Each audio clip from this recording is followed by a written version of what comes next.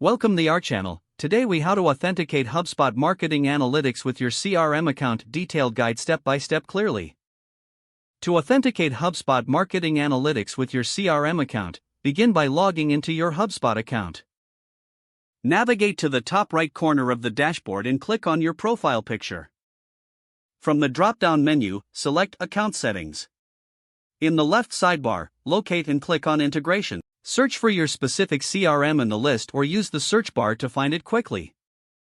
Once you locate your CRM, click on the option to connect. A new window will appear, prompting you to log into your CRM account. Enter your CRM credentials and then click Sign In.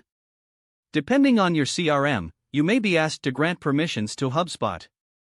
Review the requested permissions carefully, then click Allow or Grant Access. Your CRM should now be listed as a connected app. To verify the connection, navigate back to your dashboard and select Marketing Analytics. Review the analytics data to ensure it is synchronized properly.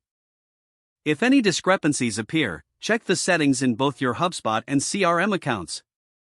With the integration successfully established, you can start analyzing your marketing data alongside your CRM information. For ongoing management, revisit the integrations page whenever necessary. Stay updated with any new features or adjustments offered by both HubSpot and your CRM. This completes the authentication process for HubSpot Marketing Analytics with your CRM account. If the page does not load, refresh the browser or try again in a private or incognito window. Make sure you are using the correct email address, then retype it carefully to avoid small typos. If your password is not accepted, use the reset option and create a new strong password you can remember.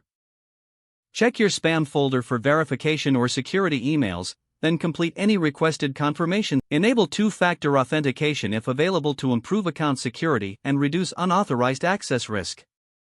After signing in, review your profile details so your contact information and settings are accurate and current. If you see an error message, note it down and try again after restarting your device and internet connection.